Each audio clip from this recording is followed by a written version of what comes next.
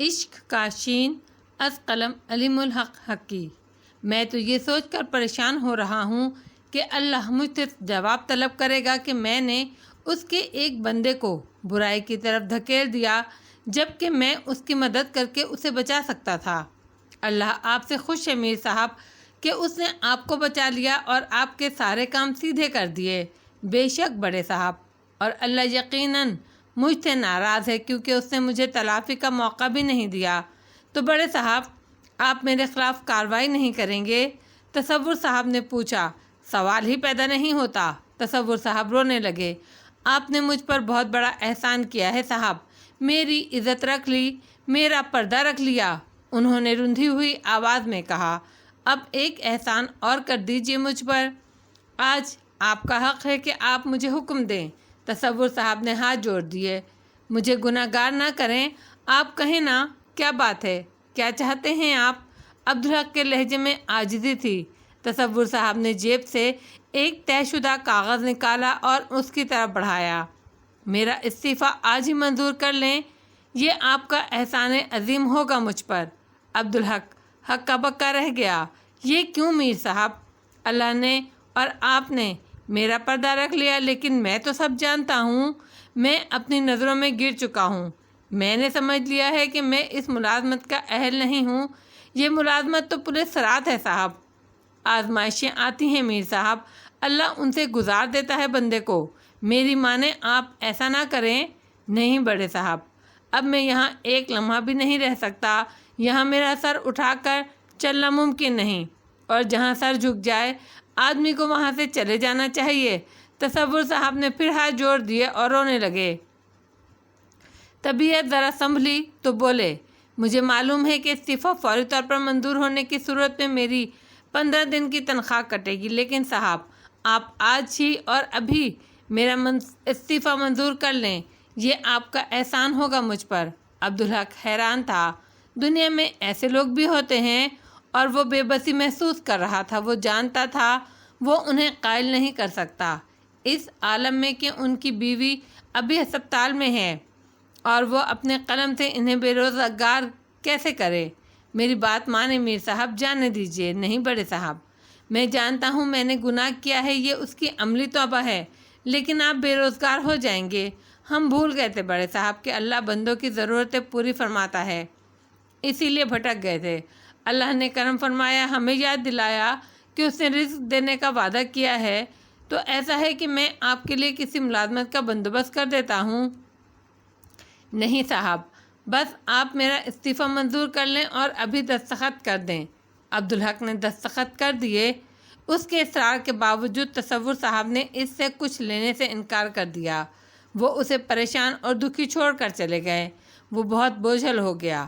اسے احساس ہو رہا تھا کہ اس معاملے میں اسے بہت بڑا خسارہ ہوا ہے، لیکن تصور صاحب کی کہانی ابھی ختم نہیں ہوئی تھی۔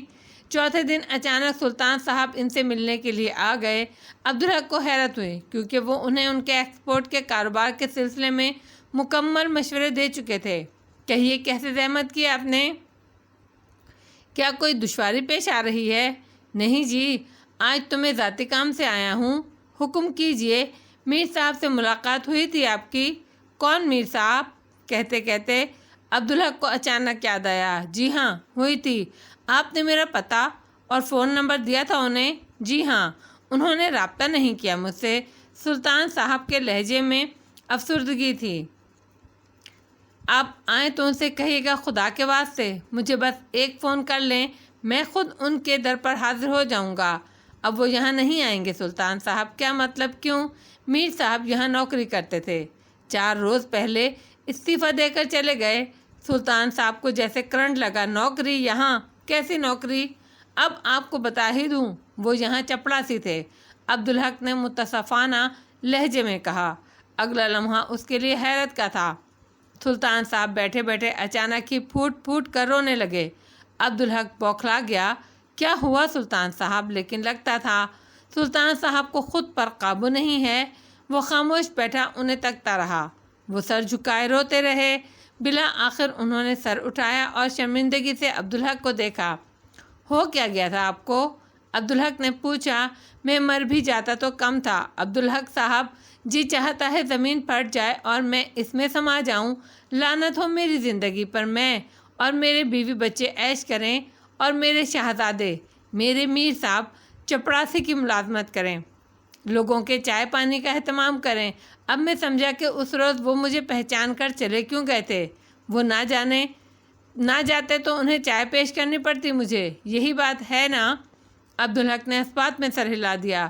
تف ہے میری زندگی پر، اس میں آپ کا کیا قصور؟ اس دن نہیں بتائی تھی، آج میں آپ کو حقیقت بتاتا ہوں۔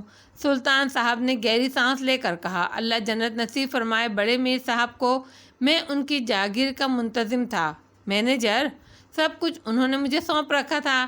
جب پاکستان جانے کا وقت آیا تو میں نے انہیں سمجھایا کہ زمینوں کے کاغذات لے لیں اور زیورات اور نقد رقم بھی ساتھ رکھ لیں۔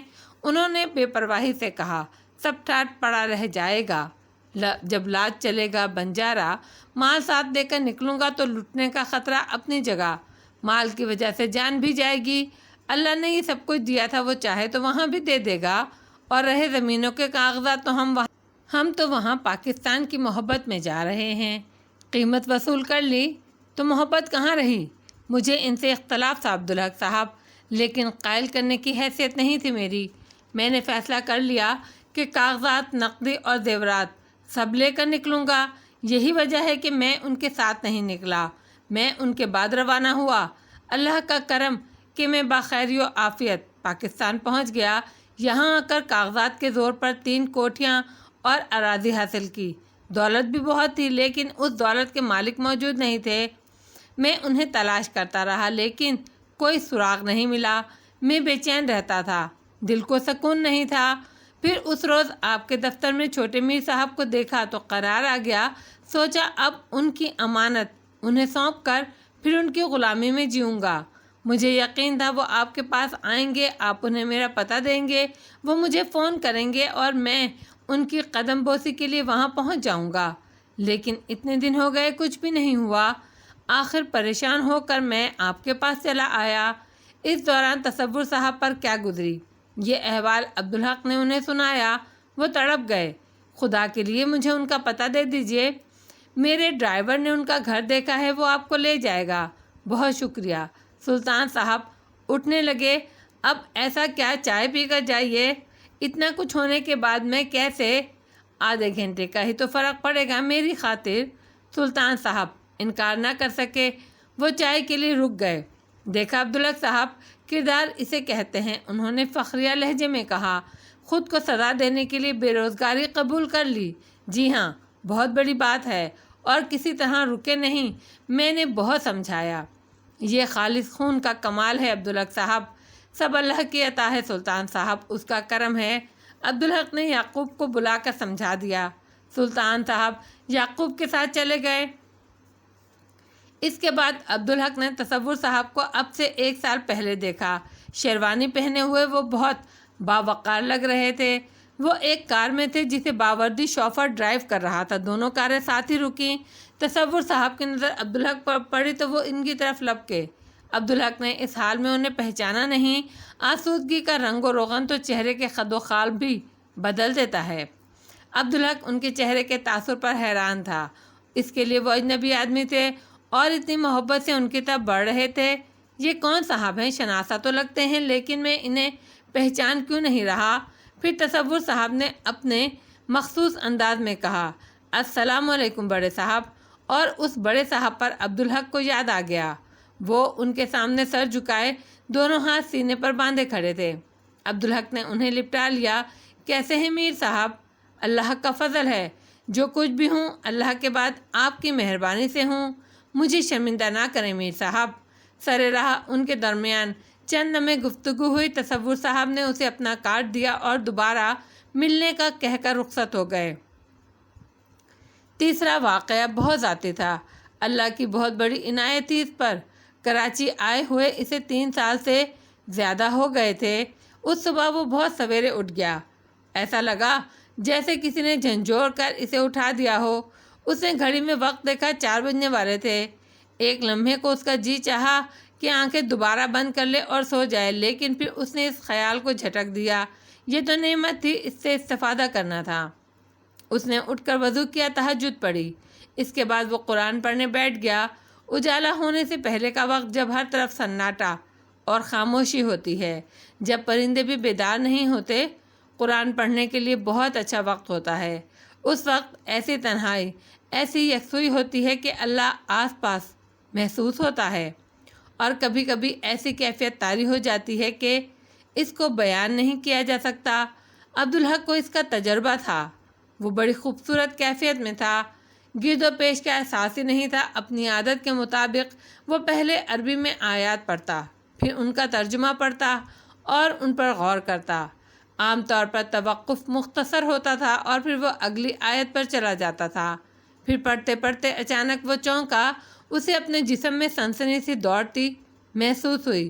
وجود میں یہ احساس ابھرا کہ اس پر کچھ انکشاف ہونے والا ہے، کوئی بڑی بات ہے جو اس کے دل کے توسط سے اسے سمجھائی جا رہی ہے۔ اس کے دل کی دھڑکنیں بہت تیز ہو گئیں۔ اس نے سوچا ان آیات کے ترجمے کو دوبارہ پڑھے۔ وہ سورہ بقرہ کی آیت نمبر 67 سے 71 تک تھیں۔ جسم میں دوڑتی ہوئی سنسنی اور دل کی دھڑکنوں کی بے ربطی میں اضافہ ہو گیا۔ اس نے وہ آیت دوبارہ پڑھی، اور جب موسیٰ علیہ السلام نے اپنی قوم سے بے شک اللہ حکم دیتا ہے تم کو ذبح کرو ایک گائے کہنے لگے، کیا کرتے ہو تم، ہم سے مذاق؟ موسیٰ علیہ السلام نے کہا، اللہ کی پناہ اس سے کہ میں ہو جاؤں جاہلوں میں سے۔ وہ بولے، درخواست کیجئے ہماری طرف ہماری خاطر اپنے رب سے کہ کھول کر بتائے ہمیں کہ وہ گائے کیسی ہو۔ موسیٰ علیہ السلام نے کہا، بے شک اللہ فرماتا ہے وہ گائے ہو نہ بوڑھی نہ بچیا، بلکہ اوسط عمر کی درمیان بڑھاپے اور جوانی کے، لہذا تعمیل کرو تم اس حکم کی جو دیا جا رہا ہے۔ کہنے لگے، درخواست کیجئے ہماری خاطر اپنے رب سے وہ کھول کر بتائے ہمیں کہ کیسا ہو رنگ اس کا۔ موسیٰ علیہ السلام نے کہا، بے شک وہ فرماتا ہے کہ وہ گائے ہو زرد رنگ کی، ایسے خوش رنگ کی جو جی خوش ہو جائے دیکھنے والوں کا۔ کہنے لگے، درخواست کیجئے ہماری خاطر اپنے رب سے کہ وہ کھول کر بتائے ہمیں کہ وہ کیسی ہو۔ بے شک گائے مشتبہ ہو گئی ہے ہم پر، اور بے شک ہم انشاءاللہ اب اس کا ٹھیک پتہ پا لیں گے۔ موسیٰ علیہ السلام نے کہا، بے شک اللہ فرماتا ہے کہ وہ ایک گائے ہے جو نہیں ہے محنت کرنے والے کی زمین میں جوتی ہوئی اور پانی دیتی ہو کھیت کو صحیح سالم بے داغ۔ کہنے لگے، اب لائے ہو تم بالکل ٹھیک بات۔ بالآخر ذبح کر دیا انہوں نے اسے، اگرچہ لگتا تھا کہ وہ ایسا کریں گے۔ عبدالحق نے ان آیات کے ترجمے کو کئی بار پڑھا۔ اسے احساس ہوا کہ کہیں گہرائی سے کوئی خیال ابھر کر شعوری سطح پر آنے کی کوشش کر رہا ہے، لیکن شعور اسے گرفت میں لے نہیں پا رہا۔ اسے بڑی شدت سے بے بسی کا احساس ہوا، لیکن اس کی کیفیت کی خوبصورتی مجروح نہیں ہوئی۔ وہ پہلا موقع تھا کہ اسے ارجمند یاد آئی، اور بہت شدت سے یاد آئی۔ کاش اس وقت وہ ساتھ ہوتی، ہم ان آیات پر بات کرتے اور سمجھنے میں آسانی ہو جاتی۔ لاہور میں کیسے ان کے درمیان گفتگو ہوئی تھی، کتنا اچھا لگا تھا، چلو تو مل کر سمجھتے ہیں۔ اندر سے آواز ابھری، حیرت کا سایہ سا اس کے ذہن پر سے گزرا۔ اس کی کیفیت ایسی تھی کہ ان آیات سے باہر کی کوئی چیز اس کے ذہن کو نہیں چھو سکتی تھی۔ یہ تو بتاؤ مسئلہ ہے کیا؟ وہ شاید اس کی اپنی آواز تھی۔ مجھے یقین ہے ان آیات میں کوئی بہت بڑا پیغام چھپا ہے، کوئی تلقین موجود ہے۔ وہ بڑبڑایا، میں اسے سمجھنا چاہتا ہوں، تو پھر سے پڑھو۔ اس نے ایک بار پھر ان آیات کا ترجمہ پڑھا۔ بے بسی کا احساس اور شدید ہو گیا۔ نقطہ کہیں آخر میں ہوگا، آخری آیت سے شروع کرو، ذہن کو چوکس رکھو۔ بات معقول تھی، اس نے سوچا۔ پھر آخری آیت کا آخری حصہ پڑھا۔ اگرچہ نہ لگتا تھا کہ وہ ایسا کریں گے، اس نے ایک ایک لفظ پر توجہ مرکوز کرنے کی کوشش کی۔ اللہ فرما رہا تھا کہ ظاہری طور پر یہ ممکن نظر نہیں آتا تھا کہ وہ ایسا کریں گے، یعنی اللہ کے حکم کی تعمیل۔ اور حکم کیا تھا؟ بالآخر ذبح کر دیا انہوں نے اسے، اگرچہ نہ لگتا تھا کہ وہ ایسا کریں گے، یعنی اللہ نے انہیں ایک گائے ذبح کرنے کا حکم دیا تھا۔ لیکن وہ اس حکم کی تعمیل سے گریزا تھے، اور اللہ بارہا فرما رہا ہے اگرچہ نہ لگتا تھا کہ وہ ایسا کریں گے تو اس کا مطلب ہے ان کا یہ رویہ حتمی تھا۔ عبدالحق کے ذہن میں اپنے سینے میں روشنی سی پھوٹتی محسوس ہوئی۔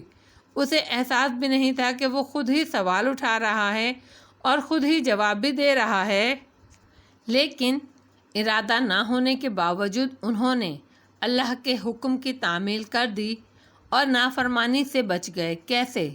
اس کی کوئی وجہ بھی ہوگی اور وہ ان آیات میں بیان کی گئی ہوگی۔ اور یہ لوگ کون ہیں جن کی بات ہو رہی ہے؟ بنی اسرائیل کی، حضرت موسیٰ علیہ السلام کی امت کی، ان لوگوں کی جو بدتمیز، منہ پھٹ اور گستاخ تھے، نافرمان تھے۔ ان کے اس طرز عمل کی کتنی ہی مثالیں قرآن پاک میں اللہ نے بیان فرمائی ہیں۔ یہ وہ ہیں جنہیں حضرت ہارون علیہ السلام کے سپرد کر کے حضرت موسیٰ علیہ السلام اللہ کے بلاوے پر گئے تھے، اور ان کی غیر موجودگی میں انہوں نے ساری کے بچڑے کی پوجا شروع کر دی۔ انہوں نے حضرت موسیٰ علیہ السلام سے کہا تھا، ہم اللہ کو مانتے ہیں، ہمیں اس کا ایک بت بنا دو۔ دوسری قوموں کے پاس بھی بت ہیں۔ انہوں نے منسلوا جیسی نعمتوں سے اکتا کر پیاز اور مسور کی دال جیسی عام چیزیں اللہ سے طلب کرنے کی فرمائش کی تھی۔ انہوں نے پیغمبر علیہ السلام سے کہا تھا، اے موسیٰ، تم اور تمہارا خدا جا کر ان لوگوں سے لڑو، جب تم شہر خالی کرا لو گے تو ہم اس میں داخل ہو جائیں گے، ورنہ ہم ان طاقتور اور دراز قد آور لوگوں سے لڑنے والے نہیں۔ یہ وہ لوگ تھے جنہوں نے اللہ کے پیغمبر کو بہت ستایا، بہت ایذا پہنچائی تھی۔ وہ تھے ہی نافرمان، مفاد کے خلاف کو قبول نہیں کرتے تھے۔ وہ طرز عمل ان آیات میں اور ان میں موجود اس واقعے میں بھی نمایاں ہے۔ انہوں نے نشانیاں دیکھی تھیں، معجزے دیکھے تھے۔ کوہ طور ان کے سروں پر معلق رہا تھا۔ انہوں نے عہد کیا تھا لیکن پاس عہد کبھی نہیں کیا۔ ان آیات کے سوال ان کے گستاخانہ طرز عمل کو ثابت کرتے ہیں۔ اللہ نے اسے ایک بڑی بات سمجھائی، پھر اس نے ذہن کو کھلا چھوڑ دیا تاکہ یہ دوسری بات بالآخر شعوری سطح پر آ جائے۔ پھر ہوا بھی یہی، وہ بات شعور تک آ گئی۔ ابھی جو آیات اس نے پڑھی اور اللہ کی رحمت اور فضل و کرم سے سمجھی تھیں، ان میں انشاءاللہ کہنے کی افادیت نمایاں ہوئی تھی، مگر ساتھ ہی اسے سورہ قلم کا خیال آیا تھا۔ اس میں انشاءاللہ نہ کہنے کے نتائج تھے۔ ان آیات میں اللہ کریم نے ایک باغ والوں کا واقعہ بیان فرمایا تھا۔ عبدالحق نے قرآن دوبارہ کھولا اور سورہ قلم نکالی۔ وہ 17ویں آیات سے 33ویں آیت تک تھیں اور وہاں رکوع ختم ہو رہا تھا۔ وہ پڑھنے لگا، ہم نے آزمائش میں ڈالا ان کفار مکہ کو جس طرح آزمائش میں ڈالا تھا ہم نے ایک باغ والوں کو، جب انہوں نے قسم کھائی تھی کہ ضرور ہم پھل توڑیں گے اپنے باغ کے صبح سویرے، اور انشاءاللہ نہ کہا تھا، تو پھر گئی اس باغ پر ایک آفت تیرے رب کی طرف سے جبکہ وہ سو رہے تھے، پس ہو کر رہ گیا وہ کٹے ہوئے کھیت کی طرح۔ عبدالحق پر تھر تھری چڑھ گئی۔ اس نے کھیت بھی دیکھے تھے اور فصل کٹتے ہوئے کھیت کی خالی جگہ بھی۔ اپنی اس وقت کی کیفیت اسے اب بھی یاد ہوئی۔ کٹے ہوئے کھیت کو دیکھ کر دل دھک سے رہ جاتا تھا، لگتا تھا جیسے سب کچھ لٹ گیا ہے۔ حالانکہ فصل کٹنا اور اٹھانا کسان کے لیے بہت بڑی کامیابی ہوتی ہے اور اس پر جشن منایا جاتا ہے، لیکن کٹا ہوا کھیت کوئی اچھا منظر پیش نہیں کرتا، جبکہ وہ اللہ کی رحمت کا مظہر ہوتا ہے۔ اور یہاں تو اس باغ پر اللہ کی طرف سے آفت آئی تھی، تو اس کا منظر کٹے ہوئے کھیت سے لاکھوں گنا ڈراؤنا ہوگا۔ وہ جسم کی لرزش پر قابو پانے کی کوشش کرتا رہا۔ چند لمحوں بعد اس نے آگے کی آیات پڑھیں، پھر پکارا۔ انہوں نے ایک دوسرے کو صبح سویرے یہ کہ چل پڑو صبح سویرے اپنی کھیتی کی طرف، اگر تمہیں پھل توڑنے ہیں۔ چنانچہ وہ چل پڑے اور وہ آپس میں چپکے چپکے کہتے جاتے تھے کہ نہ دخل ہونے پائے آج یہاں تمہارے پاس کوئی مسکین۔ عبدالحق نے توقف کیا اور غور کرتا رہا۔ یہ وہ لوگ تھے جنہوں نے کسی امر کا ارادہ کیا لیکن اللہ سے رجوع نہیں کیا، جو اختیار سمیت ہر چیز اپنے بندوں کو دیتا ہے۔ گویا انہوں نے نہ صرف سمجھا بلکہ اعلان کر دیا کہ وہ باغ ان کے تصرف میں ہے اور اس پر ان کا کامل اختیار ہے، اور رعونت کا ان کی یہ عالم تھا کہ وہ کسی غریب مسکین کو ان پھلوں میں حصہ دینے کو تیار نہیں تھے، کیونکہ وہ سمجھ رہے تھے کہ وہ باغ ان کی ملکیت ہے، جبکہ اللہ نے باغ کے پھلوں میں اپنا حصہ بھی مقرر کیا ہے جو ایسے ہی لوگوں کے لیے ہے، اور اللہ والے تو اپنی ہر چیز میں محروم اور مسکین لوگوں کو شریک کرتے ہیں، یعنی اللہ سے رجوع نہ کرنے والا غرور میں مبتلا ہو جاتا ہے۔ عبدالحق نے سوچا، اور وہ دوسروں کو حقیر سمجھتا ہے، بڑے بڑے فیصلوں کا اعلان کرتا ہے، یہ زوال کی نشانی ہے، اللہ کے غضب کو للکارنا ہے۔ اس نے آگے کی آیات پڑھیں اور گئے وہ صبح سویرے لپکتے ہوئے، گویا وہ ہر چیز پر قادر ہیں، جبکہ قادر مطلق اللہ تعالیٰ ہے۔ عبدالحق نے سوچا، بندے کے پاس جو بھی جتنی بھی قدرت ہوتی ہے وہ اللہ کی عطا کی ہوئی ہوتی ہے، اور ہر چیز کی طرح وہ اسے جب چاہے واپس لے لیتا ہے، خواہ وہ عارضی طور پر ہو یا مستقل طور پر۔ اللہ کی مرضی کے بغیر تو ایک سانس بھی ممکن نہیں، جس سے زندگی ہے اور زندگی جس کے دم سے سب کچھ ہے۔ وہ اور آگے بڑھا، مگر جب دیکھا انہوں نے باغ کو تو کہنے لگے، ہم یقیناً راستہ بھول گئے ہیں۔ آیت نمبر 26۔ نہیں، بلکہ ہماری قسمت ہی پھوٹ گئی ہے۔ آیت نمبر 27۔ ان دونوں آیات کی کیفیت نے اسے دہلا دیا۔ باغ پر اللہ کی طرف سے آفت پہنچنے پر جو اس باغ کا حال اللہ نے بیان فرمایا تھا اور اسے کٹے ہوئے کھیت سے مشابہ قرار دیا تھا، وہ تو اسی پر تھرا گیا، لیکن ان دو آیات سے اس پر ایسا لرزہ چڑھا کہ تا دیر وہ سنبھل نہیں سکا۔ اس کی یہ کیفیت اس احساس کے باوجود تھی کہ وہ جانتا تھا کہ جو کچھ اس صبح ان باغ والوں کے مالکوں نے دیکھا وہ نہیں دیکھ سکتا، اور اسے دیکھ کر ان پر جو گزری وہ اللہ کے بیان کرنے کے باوجود بھی اسے محسوس نہیں کر سکتا۔ آدمی جس جگہ کا مالک ہو اسے خوب پہچانتا ہے، ارد گرد کی تمام نشانیاں اسے یاد ہوتی ہیں، وہ اپنی اس ملکیت کو کبھی بھولتا ہے نہ اس کے گرد و پیش کو۔ اس کے باوجود کبھی ایسا ہوتا ہے کہ وہ اس جگہ کو نہیں پہچانتا یا پہچاننا چاہتا نہیں۔ عبدالحق نے اس منظر کو دیکھنے کی، ان لوگوں کی کیفیت کو سمجھنے کی کوشش کی۔ وہ لوگ جن کی نگاہوں میں اپنے پھلوں سے لدا باغ بسا ہو اور وہ اپنے باغ کی طرف آ رہے ہیں، راستہ انہیں ایسا یاد ہے کہ وہ آنکھیں بند کر کے بھی وہاں پہنچ سکتے ہیں، لیکن جب وہ وہاں پہنچتے ہیں تو ان کے سامنے تباہی کا ایک منظر ہوتا ہے، جہاں ان کے باغ کی کوئی ایک نشانی بھی موجود نہیں، جبکہ وہ پورے یقین کے ساتھ اس باغ کے پھل توڑ کر کھانے کی نیت سے آئے تھے، اور وہاں درخت تو کیا، پھل کا ایک دانہ بھی نہیں تھا۔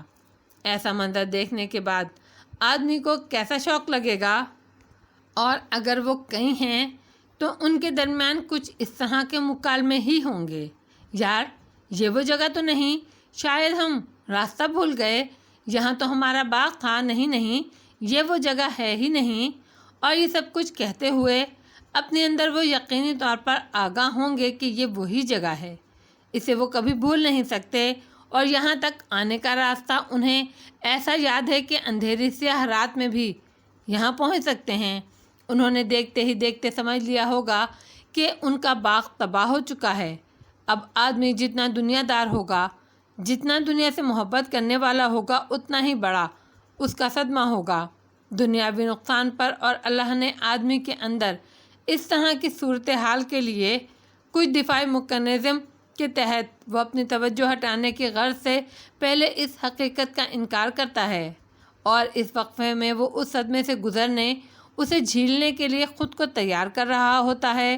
بہت دنیا دار آدمی تو ایسے کسی صدمے سے بھی مر سکتا ہے، اور جو اللہ کو ماننے والا ہوگا، جو ہر وقت یہ خیال دل میں رکھتا ہوگا کہ یہ دنیا، یہاں اس کا قیام، یہاں کے رشتے ناطے، یہاں اس کے املاک سب کچھ عارضی ہیں اور اللہ کی طرف سے ہیں، جسے وہ جب چاہے واپس لے لے، وہ صدمے کی حالت میں بھی یہی کہے گا، اِنَّ لِلَّهِ وَإِنَّ إِلَيْهِ رَاجِعُونَ، بے شک ہم بھی اللہ ہی کے ہیں اور اللہ ہی کی طرف لوٹ کر جانے والے ہیں۔ تو ان باغ والوں نے بھی پہلے یہی کہا کہ ہم یقیناً راستہ بھول گئے ہیں، یہ وہ جگہ نہیں، اگرچہ وہ جانتے تھے کہ صحیح مقام پر آئے ہیں۔ اور پھر اس کے بعد انہوں نے کہا نہیں، ہماری قسمت بھی پھوٹ گئی ہے۔ عبداللہ غور کرتا رہا۔ انہوں نے ابتدا میں اللہ سے رجوع نہیں کیا۔ وہ خود کو قادر سمجھ رہے تھے، لیکن تھے وہ اللہ کو ماننے والے ہی، ورنہ انشاءاللہ نہ کہنا ان کے لیے جرم نہیں ہوتا۔ جیسے رجوع کرنے میں ہدایت بڑھتی ہے، ویسے ہی رجوع نہ کرنے میں آدمی ہدایت سے دور ہوتا ہے۔ اب یہ تو اللہ ہی جانے کہ ان کا آج کا رد عمل اللہ سے نارجوع کرنے کا شاخسانہ محض تھا، یا اس میں ان کی حد سے بڑھی ہوئی دنیا داری کا بھی دخل تھا۔ بہرحال دنیا کے کسی بھی نقصان پر قسمت کا گلہ کرنا، قسمت پھوٹنے کا جملہ ادا کرنا بہت بڑی ناشکری ہے۔ ایک باغ اجڑ گیا تو کیا، ہاتھ پاؤں جسم کے تمام اعضاء تو سلامت ہیں، تمام حواس اور عقل و شعور تو کام کر رہے ہیں، ان کا شکریہ ادا کرنے کے بجائے یہ ناشکرا پن۔ اور اگر آدمی معذور بھی ہو جائے تب بھی شکر واجب کہ اللہ تو قائم ہے، زندگی تو قائم ہے، جس میں نیکی کا ایک لمحہ بھی اللہ کے فضل و کرم سے عاقبت سنوار سکتا ہے۔ یہ تمام خودکار سوچیں تھی عبدالحق کی، جیسے اس کا ان سے کوئی تعلق نہیں تھا، جیسے اس کے سینے میں بیٹھا کوئی معلم اسے پڑھا رہا ہو، سمجھا رہا ہو۔ اس نے چونک کر جھرجھری سی لی اور شرمندگی سے نظریں جھکا لیں۔ اللہ اسے اپنی امان میں رکھے، آزمائش سے بچائے اور اسے ہدایت سے نوازتا رہے۔ کون جانے یہ سب کچھ اس کے ساتھ ہوا ہوتا تو وہ بھی یہی سب کچھ کہتا اور کرتا۔ وہ دل میں استغفار کرنے لگا، پھر وہ آگے بڑھا۔ کہاں ان کے بہتر آدمی نے کیا نہیں کہا تھا میں نے تم سے کہ کیوں نہیں تسبیح کرتے تم؟ آیت نمبر 28۔ عبدالحق ٹھہر گیا۔ قرآن کے ایک ایک لفظ میں ہزاروں حکمتیں ہیں، پیغام ہیں، کوئی انہیں سمجھ نہیں سکتا۔ اللہ یہ کہ اللہ خود سمجھا دے، جسے چاہے بس بندہ خلوص سے پڑھے، اللہ سے التجا کرے کہ مجھے کچھ عطا کر دے۔ اور عبدالحق کو صاف احساس ہو رہا تھا کہ اللہ اسے سمجھا رہا ہے۔ اس آیت میں ایک پیغام تھا، اللہ کا ذکر کرتے ہوئے اس کی بڑائی بیان کرتے ہو، پھر وہ جو چاہے گا تو وہ تمہارے اندر اتر جائے گی، اور جب تمہیں ہر وقت اللہ کی بڑائی، اس کی قدرت اور اس کی رحمتوں کا احساس رہے گا تو تم ہر معاملے میں اس سے رجوع کرو گے، کبھی غلطی نہیں کرو گے۔ تسبیح بڑی چیز ہے، اور جس آدمی نے یہ بات کہی وہ ان باغ والوں میں سب سے اچھا تھا۔ وہ اپنے شرکا کو تسبیح کی تلقین کرتا تھا جو نہیں مانی جاتی تھی، اور اب اپنے اجتماعی نقصان عظیم کو دیکھ کر انہیں یہ بات یاد دلا رہا تھا۔ سوال یہ تھا کہ نصیحت وہ کرتا تھا لیکن خود تسبیح بھی کرتا تھا یا نہیں؟ اب اس کی حقیقت تو اللہ ہی جانتا ہے، لیکن اللہ نیکی کو بہت اہمیت دیتا ہے، حالانکہ وہ گنتی میں کم ہوتی ہے۔ اللہ کا وعدہ ہے کہ روح زمین پر جب تک اللہ کا ایک ماننے والا بھی موجود ہوگا قیامت نہیں آئے گی۔ تو اگر نصیحت کرنے والا تسبیح کرتا ہوتا تو شاید باغ پر یہ آفت نہ آتی، واللہ عالم۔ مگر یہ تو حقیقت ہے کہ انشاءاللہ تو اس نصیحت کرنے والے نے بھی نہیں کہا تھا۔ عبدالحق کی عجیب کیفیت تھی، اسے اپنا وجود تنگ محسوس ہو رہا تھا۔ ایسی کوٹری جس میں بہت سارا سامان بھر دیا گیا ہو، جہاں کوئی چیز ڈھونڈنا آسان نہ ہو، ذہن میں اتنا کچھ تھا کہ سب گڑبڑ ہو رہا تھا۔ اس نے ایک گہری سانس لے کر جسم کو ڈھیلا چھوڑ دیا۔ ذرا دیر میں کیفیت بہتر ہو گئی۔ اس نے آگے کی آیات پڑھیں۔ وہ پکار اٹھے، پاک ہے ہمارا رب، بے شک ہم ہی ظالم تھے۔ آیت نمبر 29۔ پھر ایک دوسرے کی طرف منہ کر کے باہم ملامت کرنے لگے۔ آیت نمبر 30۔ یعنی بالآخر یاد دلانے پر انہوں نے اللہ سے رجوع کیا۔ اس کے بعد رد عمل فطری تھا، کسی اجتماعی کام کا برا نتیجہ نکلے، نقصان ہو جائے تو تمام شرکا ایک دوسرے پر خرابی کا الزام عائد کرتے ہیں، مطعون کرتے ہیں۔ اللہ سے رجوع کرنے کے باوجود یہ عمل توبہ کو رد کرتا ہے، کیونکہ توبہ تو اعتراف کے بعد ہے۔ اب آپ اعتراف تو سطحی اور زبانی کریں اور پھر خرابی کا الزام دوسروں پر عائد کر دیں، نتائج کی ذمہ داری قبول کرنے کے بجائے ذمہ داری دوسروں پر ڈال دیں، تو یہ آپ نے توبہ تو نہیں کی۔ توبہ کے لیے ندامت شرط ہے، جس درجہ ندامت ہوگی اتنی ہی مقبول ہوگی۔ وہ آگے بڑھا، کہنے لگے ہائے بد نصیبی، ہم ہی سے سرکش۔ آیت نمبر 31۔ کچھ بعید نہیں کہ ہمارا رب بدلے میں ہمیں دے اس سے بہتر باغ، بے شک ہم اپنے رب کی طرف رجوع کرتے ہیں۔ آیت نمبر 32۔ اب حقیقت تو بس اللہ ہی جانتا ہے۔ انہوں نے اپنی سرکشی کو تسلیم کیا کہ وہی ان کی بد نصیبی کا سبب بنی۔ انہوں نے اللہ سے رجوع بھی کیا، لیکن بظاہر یہ لگتا تھا کہ اب بھی وہ دنیا دار ہی ہیں۔ اللہ سے رجوع کرتے ہوئے انہوں نے آخرت میں بھلائی کی امید نہیں باندھی، بلکہ جو باغ ان کا تباہ ہوا امیدوار ہوئے کہ عجب نہیں کہ اللہ انہی سے بہتر باغ عطا فرما دے۔ بظاہر یہی لگتا تھا کہ اس نقصان کے باوجود ان کے دلوں سے دنیا کی محبت کم نہیں ہوئی۔ انہوں نے آخرت کی اہمیت کو نہیں سمجھا، انہیں آخرت کی کوئی فکر ہی نہیں۔ شاید رکوع کی آخری آیات اسی طرف اشارہ کر رہی تھیں۔ اللہ نے فرمایا، ایسا ہوتا ہے عذاب، اور عذاب آخرت تو کہیں بڑھ کر ہے، کاش یہ لوگ جانتے۔ آیت نمبر 33۔ پہلے اللہ نے بتایا دنیا کا عذاب ایسا ہوتا ہے، پھر بتایا عذاب آخرت تو کہیں بڑھ کر ہے۔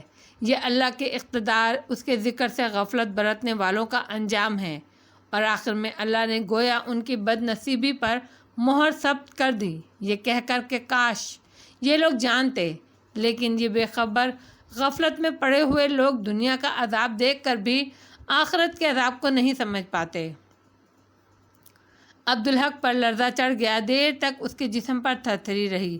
اس نے سوچا وہ کیسی زندگی گزار رہا ہے، دنیا کی مصروفیات میں گم ہے، اور اسے اللہ کے ذکر کے لیے فرصت نہیں ملتی۔ اس کا خیال بھی نہیں آتا اللہ کے اتنا نوازنے پر اس کی بے خبری، غفلت اور دنیا داری کا یہ حال ہے تو اس کا انجام کیا ہوگا۔ اس کے ذہن میں آخری آیت کے الفاظ گردش کرتے رہے، ایسا ہوتا ہے عذاب، اور آخرت کا عذاب تو کہیں بڑھ کر ہے، کاش یہ لوگ جانتے۔ عذاب آخرت تو کہیں بڑھ کر ہے، کاش۔ اور اسے صاف طور پر ایسا لگا اللہ اس سے فرما رہا ہے تو یہ بات سمجھ لے، جان لے، تو خود کو اس بد نصیبی سے اور بدترین عذاب سے بچانے کی کوشش کر۔ خوف کے اس عالم میں وہ استغفار کرتا رہا، ایسے کہ اسے اس کا ہوش بھی نہیں تھا۔ استغفار بے اختیار اس کی زبان پر اور آنسو اس کی آنکھوں سے جاری تھے۔ دیر تک وہ اسی کیفیت میں بیٹھا رہا، پھر اذان کی آواز نے اسے اس کیفیت سے نکالا۔ اذان کے بعد نماز کے ارادے سے اٹھنے ہی والا تھا کہ ایک خیال بجلی کی طرح اس کے ذہن میں کودا۔ اس کا مطلب ہے دنیا کا کوئی نقصان، کوئی محرومی، کوئی عذاب در حقیقت اللہ کی رحمت ہے۔ اس خیال کی باز گشت اس کے دل و دماغ میں چکرا رہی تھی۔ پہلے تو وہ نقطوں کے پار کچھ سمجھ نہیں سکا، پھر بالآخر وہ الفاظ اس کے شعور کی گرفت میں آئے۔ اس کا پہلا رد عمل حیرت کا تھا۔ نقصان، محرومی اور عذاب اور اللہ کی رحمت کیسے؟ اس نے خود سے پوچھا، کیسے بھلا؟ خود سوچو، غور کرو۔ اندر اس سوال کا جواب ابھرا۔ وہ سوچنے لگا، پھر اچانک بات اس کی سمجھ میں آ گئی۔ آیت کا آخری حصہ پکار رہا تھا، کاش یہ لوگ جانتے۔ اللہ فرما رہے ہیں کہ میں انہیں بتا رہا ہوں، سمجھا رہا ہوں، یہ لوگ نہیں سمجھتے، پھر بھی کاش یہ لوگ جانتے۔ دنیا کے نقصان، دنیا کے عذاب کے بعد اللہ بتا رہا تھا کہ سمجھ لو، عذاب آخرت اس سے کہیں بڑھ کر ہے۔ مان جاؤ، سمجھ لو، مجھ سے رجوع کر لو، تو یہ رحمت ہی تو ہے۔ جب کوئی بڑی بات بڑی آدمی کی سمجھ میں آتی ہے تو وہ کچھ دیر کے لیے شل ہو کر رہ جاتا ہے۔ عبدالحق کا بھی کچھ یہی حال تھا۔ ذہن کو بس اتنا پتا تھا کہ اس نے ایک بہت بڑا راز پا لیا ہے، اس کے سوا وہاں اور کچھ بھی نہیں تھا، کوئی وضاحت نہیں تھی، کچھ بھی نہیں۔ پھر اچانک ذہن جیسے جگمگا اٹھا۔ بے شک ہر نقصان، ہر محرومی، ہر تکلیف در حقیقت اللہ کی رحمت ہے۔ آدمی کے پاؤں میں کانٹا بھی چبھتا ہے تو وہ اللہ کی رحمت ہوتی ہے۔ وہ اسے بتاتی ہے کہ اگر اس نے اپنی سمت درست نہیں کی اور اللہ سے رجوع نہ کیا تو کانٹا چبھنے سے تڑپنے والا جہنم کا عذاب کیسے برداشت کرے گا، جو ناقابل تصور حد تک اذیت ناک ہوگا۔ تو ہر نقصان، ہر محرومی اور ہر تکلیف کے ذریعے اللہ اپنے بندے کو عذاب آخرت یاد دلاتا ہے، اور بے شک یہ اس کی رحمت ہے۔ پھر اسے خیال آیا اللہ کی رحمت بے پایہ ہے، اور اللہ نے اس سے پوری کائنات کا احاطہ کر رکھا ہے، تو کوئی شخص کسی بھی لمحے اللہ کی رحمت سے باہر نہیں۔ اور اللہ نے ہمیں اپنی جن صفات کے بارے میں بتایا ہے وہ سب رحمت ہیں۔ اس کا قہر بھی اس کی رحمت ہے، کوئی سمجھے یا نہ سمجھے۔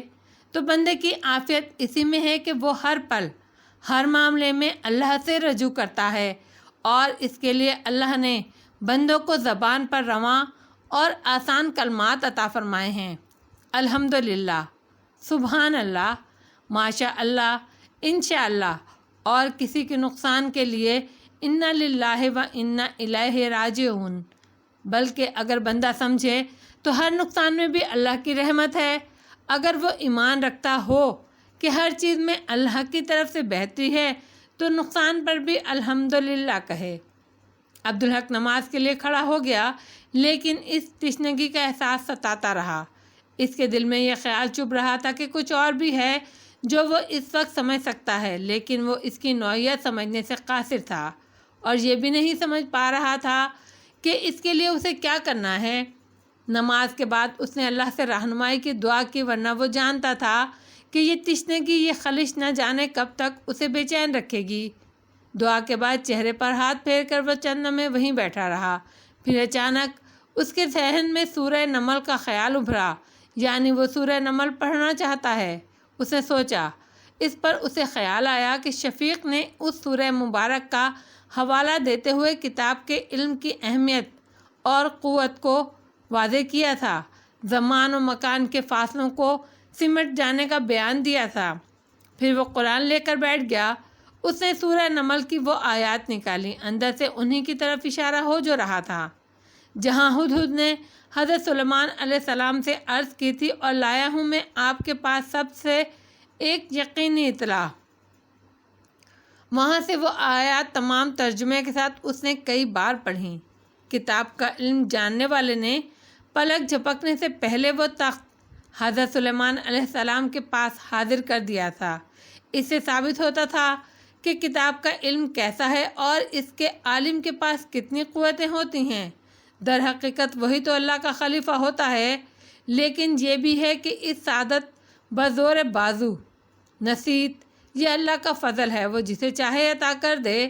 لیکن وہ خلش اب بھی دور نہیں ہوئی تھی۔ عبدالحق بے چین تھا۔ اس نے آخری آیات کو پھر پڑھا۔ کہاں اس شخص نے جس کے پاس تھا کتاب کا علم کہ میں لے آتا ہوں وہ تخت آپ کے پاس اس سے پہلے کہ جھپکیں آپ کی پلک۔ چنانچہ جب دیکھا حضرت سلیمان علیہ السلام نے اس تخت کو رکھا ہوا اپنے پاس تو پکار اٹھے، یہ فضل ہے میرے رب کا۔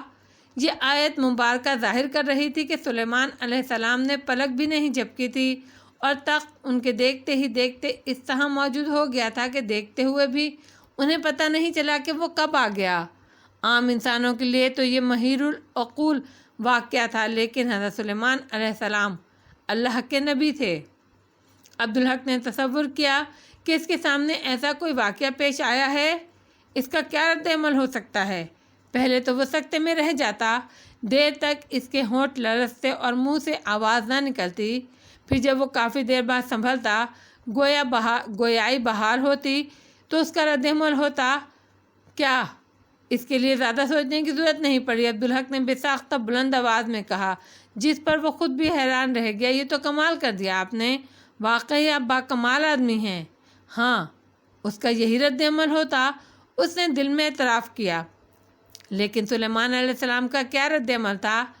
چنانچہ جب دیکھا سلیمان علیہ السلام نے اس تخت کو رکھا ہوا اپنے پاس تو پکار اٹھے، یہ فضل ہے میرے رب کا۔ ایسی ناقابل یقین کارکردگی دیکھنے کے بعد کیا پہلا جملہ تھا حضرت سلیمان علیہ السلام کا، ھذا من فضل ربی، یہ فضل ہے میرے رب کا۔ سبحان اللہ، عبدالحق کے منہ سے بے ساختہ نکلا۔ کارکردگی دکھانے والے کی تعریف نہیں کی، اب رب کی تعریف بیان کی، جو تنہا، واحد اور احد، ہر تعریف کا سزاوار ہے، جس کے پاس جو خوبی، جو صلاحیت، جو طاقت، جو ملکیت، جو چیز بھی تعریف کے قابل ہے، وہ اسی کی عطا کی ہوئی ہے، اسی لیے ہر تعریف بھی صرف اسی کی ہے۔ اس نے فرمایا، الحمدللہ رب العالمین۔ کسی کی تعریف کرنے سے پہلے اپنے رب کی تعریف کرو، جو رب ہے تمام جہانوں کا اور ہر تعریف کا سزاوار وہی ہے۔ واہ! عبدالحق نے دل میں سوچا، یہ فرق ہے عام آدمی اور نبی کا۔ مگر یہ سوچتے ہوئے اچانک میں وہ تھرا گیا۔ یہ وہ کیا کر رہا ہے؟ ابھی جو سکھایا گیا ہے اسی کے خلاف کر رہا ہے۔ اللہ سے پہلے کسی کی تعریف خواہ وہ نبی ہی کیوں نہ ہو۔ ھذا من فضل ربی، اس نے عاجزی سے دہرایا، کلام اللہ کا ہے۔ وہ اتنی اہم تعلیم دے رہا ہے اور میں توصیف کر رہا ہوں نبی کی۔ تعلیم کو تو سمجھا ہی نہیں میں نے تعلیم کو پیچھے چھوڑ دیا ہے۔ ھذا من فضل ربی، اور ھذا من فضل ربی کے بعد کیا فرمایا نبی نے؟ یہ اس لیے ہے تاکہ وہ مجھے آزمائے کہ میں شکر کرتا ہوں یا ناشکری۔ تو جو بھی اللہ کی طرف سے نعمت ہے اس کا فضل ہے۔ در حقیقت بندے کی آزمائش ہے۔ اللہ اس سے یہ جانچتا ہے کہ بندہ شکر گزار ہے یا احسان ناشناس۔ تو شکر کیا ہے اور ناشکری کیا؟ شکر یہ ہے کہ وسیلوں میں، ظاہری اسبابوں میں نہ الجھو، اپنے معبود حقیقی کو، اپنے رب کو پہچانو اور اس کی تعریف کرو، اور اس کی تعریف و توصیف میں بھی کسی کو اس کا شریک نہ ٹھہراؤ۔ اور ناشکری، دودھ دینے والی بھینس کے کھر چوم لینا، اسے بھول کر جس نے وہ دودھ دیا بھینس کو، پھر بھینس سے اسے دلوایا، اسے پینا نصیب فرمایا، اس کے ذائقے سے فرحت عطا فرمائی، ایسے مضر اثرات سے پاک فرمایا، اسے جودِ بدن بنایا اور اس سے اسے طاقت عطا فرمائی۔ کتنے احسان فرمائے ایک نعمت کے ساتھ رب نے، اور بندے نے شکر ادا کیا تو بھینس کا، یہ ہے ناشکری۔ اور آیت کے آخری حصے میں کیا فرمایا سلیمان علیہ السلام نے؟ اور جو کوئی شکر کرتا ہے تو در حقیقت وہ شکر کرتا ہے اپنے ہی فائدے کے لیے، اور جو کوئی کفر کرتا ہے تو میرا رب بے نیاز اور بہت کریم ہے۔ اللہ بے نیاز ہے اور سب اس کے محتاج ہیں، اسے کسی سے کچھ نہیں چاہیے، نہ تعریف، نہ توصیف، نہ کلمہ شکر۔ وہ ہر طرح کی حاجتوں سے پاک ہے، اور وہ کریم ہے، بغیر کسی استحقاق اور جواز کے اپنی تمام مخلوقات کی ضرورتیں پوری فرماتا ہے اور بن مانگے پوری فرماتا ہے، بلکہ مخلوق کو اپنی حاجت کا علم بھی نہیں ہوتا، اللہ پوری فرماتا ہے۔ اور بعض اوقات مخلوق کو حاجت روائی کے بعد معلوم تک نہیں ہوتا کہ اس کی کوئی حاجت پوری ہو گئی ہے۔ یہ کریمی ہے، بے گماں ہے، بے سبب، بے کاوش عطا فرمانے والا۔ تو بے نیاز اور کریم رب کا جو شکر ادا کرے تو اس سے رب کو کوئی فرق نہیں پڑتا، لیکن اس میں فائدہ شکر ادا کرنے والے کا ہی ہوتا ہے۔ اب یہ مقام فکر تھا، غور کرنے کی بات تھی۔ عبدالحق نے سوچا اسے شکر کے فوائد کے بارے میں سوچنا ہوگا، عذر کرنا ہوگا، اور وہ بھی یقیناً بے شمار ہوں گے۔